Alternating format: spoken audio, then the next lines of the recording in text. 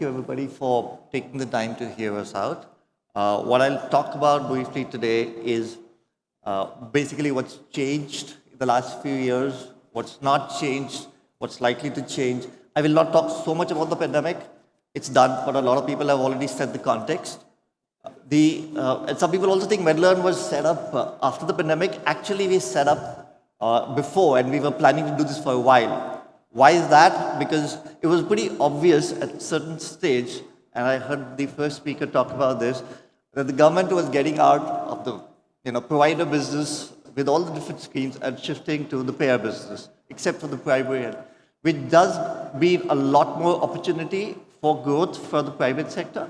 But healthcare being a business with major social impact cannot but avoid the regulation, especially as government steps back and tries to regulate pricing quality from the outside through regulation. And that's what we saw the trends, we saw the directions, we felt there was a lot of scope to overall have a business impact as well as social impact, and that's why MedLearn was set up even before the pandemic was visible to us, right? And what's changed in the last couple of years, not just with the pandemic, is a strong digital adoption of medical techniques, medical learning.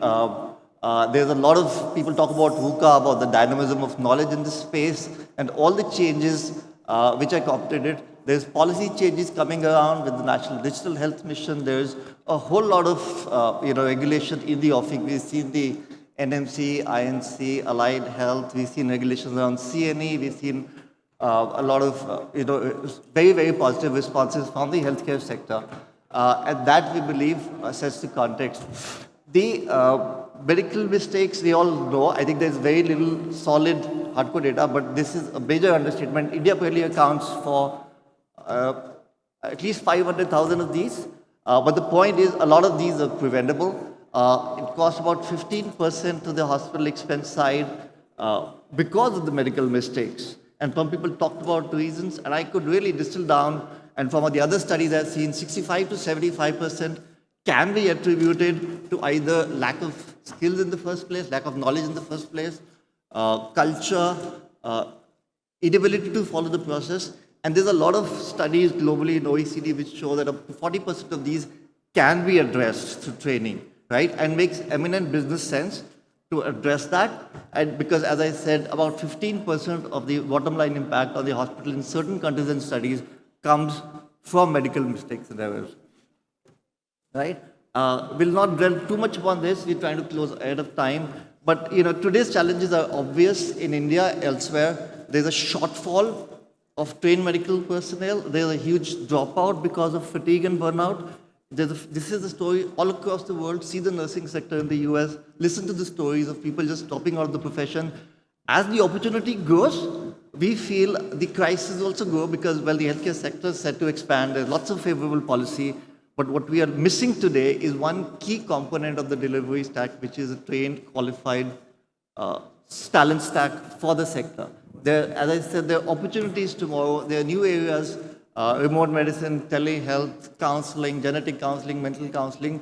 We all know this will just go and go and go, but this also, despite all the digitization, all the technology, is going to need more and more dedicated, qualified, trained folks who just don't need to be trained from the college start, but also need to be refreshed. Let me give you an analogy, right? We do in most hospitals, I'm feeling a little out of place, but in hospitals, we do disinfect every day. We have a CSSC department which literally makes sure that everything that goes and touches the patient is fresh, ready to use, sharp instruments. When we have electrical equipment, we know they're fully charged. They're not lacking in the power that they need to do their job. But I do sometimes step back and question how much, without the regulation, without the need to do this, how much focus is there in the large majority of medium-sized small hospitals on the same care on their human assets, right? And this will become increasingly critical as the opportunities grow, the dynamism of knowledge grows, the need to keep training, reskilling, catching up to the field will just keep growing, right? And we've had a fair amount of time before we started MedLearn studying the sector. And this is what we heard again and again and again. In the skilling side, hospitals are unique, and I will give you that. I worked in technology services, I've worked in financial services. There are multiple stakeholders as far as training is concerned, nursing-led training, HR-led training, operations-led training. And this is what we hear every day when we speak to our customers. Skills need keep evolving, and that is true because we talked about the rate of doubling of medical knowledge with one of the speakers. The new areas keep getting added, new skills, new roles, new competencies, and the knowledge keeps changing. Needless to say, the risk is higher, right? And there's so much focus on return on training investments, and I hear you. It's a social business, it's a regulated business, it is not IT, it is not finance. With the high risk comes fairly, strong pressure on margins, on growth, and I think we heard about this earlier on about how the regulation will continue to grow, and that's an inevitable part. So we hear a lot about saying, but where is the return on training investments? Why should I train? Why people will leave? There's attrition, right? But it does seem to make a lot more business sense once you put the full picture in perspective. We'll talk a little about that. Also, I think besides very large healthcare systems, the HR departments tend to be lean, and the L&D departments tend to be leaner. So they need a lot more help that they can get from within. I'll tell you in which areas where the gaps are, right? On the hospital side, and on the professional side, right, really there's a continuum that needs to be bridged, starting from college, starting from ongoing education, professionals who need to recharge themselves with knowledge, with engagement, with the new skills. They need updated content, they need new knowledge coming to them. It doesn't stop at college if the knowledge is doubling every 73 days, right? Hospitals need a lot of tools for the above reason that I talked about. Hospitals need the ability to plan, deliver, execute, create content, show their reports to NABH, show their CNE, manage their credentialing and privileging, really plan multiple things. And as I said, nursing's doing something, HR is doing something, operations doing something. Who's got a view of saying how much are we spending? What is the return on skilling? Does it make sense? And a lot of that can be bridged through tools. And this is what we're doing. In addition to that, what we're also doing is letting our hospital success team step in and spread best practices. So we dedicate success managers to each hospital that we work with, and we make sure that the L&D programs are planned, executed, metrics delivered, engagement driven in employees to have the best possible impact on the training that they're doing in MedLearn. Right? On the medical professional side, we make sure we provide them the right content, we try and give them the right guidance to be the lifelong learning partners. Okay, what we really need in one part is authoritative content. What we've seen, and again, I'm speaking for a vast majority of smaller units, not for the lack of intent, but for the lack of resources, the lack of bandwidth. We see very well-intentioned people struggling with searching for stuff on Google. Knowledge which changes not with science, but knowledge which changes with the change in the nursing educator. So there is a risk there which is getting amplified because of the existing change in knowledge. There is already a very dynamic field, but if we don't have the systems in place to make sure there's consistent, regular, ongoing training which addresses the needs, the risk just gets amplified. So this is what we're doing. We're working across the world with very, very authoritative partners to bring some of these partners into India, the Royal College of Nursing, British Medical Journal, Emergency Nursing Association. But we're going beyond that, and I will not spend too much time. I will show you, but we're also going into the simulation space. I think Dr. Shetty is going to speak about simulation in a little more detail, but we are going to talk about a bit of an innovation. We're building an integrated platform which integrates the knowledge, which is cognitive knowledge, along with simulation, hands-on knowledge onto MedLearn. And we partnered with Laurel, an American Heart Association, to bring that at a no-investment solution to the hospitals. So this, for example, is one of our first innovations, which we launched a few days back. It's an instructorless hands-on training workstation which is integrated with MedLearn. What this means is no more 2 days spent of training of trainers, no more inconsistent feedback, no more time out from work, no more logistics of organizing BLS, ACLS, PALS workshops for 2 days and figuring out when to do that.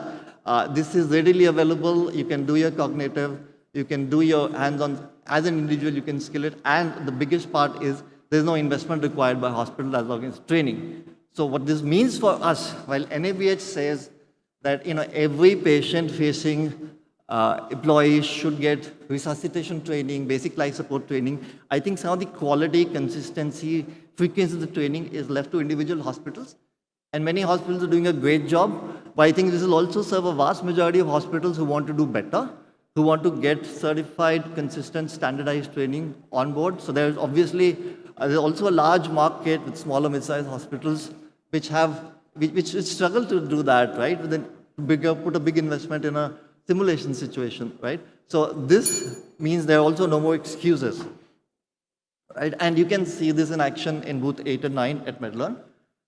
Okay, so the other things we're doing to solve the problems is really look not just at delivering training or content. We're trying to look at hospital workflows which have the major impact. We've built and understood the training landscape, nursing-led training, HR-led training, soft skills training, finance-led training, patient safety training, induction training. And we looked at all of those modules. We try and make it as easy for a hospital to adopt it, devise a training calendar, stick to it, measure the impact, and then go back and improve, right? So it's not just stopping at giving you an LMS, do you do what you want with it, it comes to the content that you need. We've also created something unique, which is a library of healthcare roles in India, more than 200 and growing. So what we're trying to do is standardize the role descriptions, the skills that you need, both soft skills and competencies. How do we help hospitals build that into their training plan year on year, quarter on quarter, if they want to assess their employees, build the knowledge gaps, build individual training gaps, make sure it's done, make sure the risk is covered, right? And you can do that in multiple ways. You can also use that for a risk assessment to see before your patient safety issues occur, where the knowledge gap, because sometimes the knowledge gaps which lead to risk, at least 10 to 20% of those, right? But it's not just that. Assessments can serve lots of purposes. The other part, I already talked about physical and digital delivery, so I will not get into that. Okay, so this is what we found working with more than now 220 hospitals. We have now 50,000 healthcare professionals employed through hospitals or directly onto the MedLearn system. We know this helps people scale efficiently. Training costs go down by as much as 60%. Time to onboarding for freshers goes down by 30 to 40%. There's significant saves, but also how you leverage it, right? There's the indirect costs which are not measured, but we are working with some of our partner hospitals to do studies, to longitudinal studies of saying what's happening to patient safety, what's happening to quality indicators, what is the total return on investment. There's also top line. Some hospitals are doing front office training to do outpatient to inpatient conversion. Some hospitals are doing training to get their revenue leakage in control. So there is not just a social impact, a cost impact, a bottom line impact. Training can also have a top line impact. And there's, as I said, the excuses for I don't know what the return is, whether I should invest in this, are very slim now, because we also work to help you assess whether we're measuring, whether we're delivering impact and how to improve it, right? And this is some of our hospitals. I'll quickly skip through this. But this is what we think, right? I think gentlemen from Wall Street talked about how they, very commendably made the platform open for all to use during COVID, especially the COVID resources. I think all of us look at business, we realize that we are in this beyond business, right? We are in have a social impact. We feel that at least 20% reduction in medical errors is possible through proper skilling and training alone. We are working towards this. We're working with hospital partners.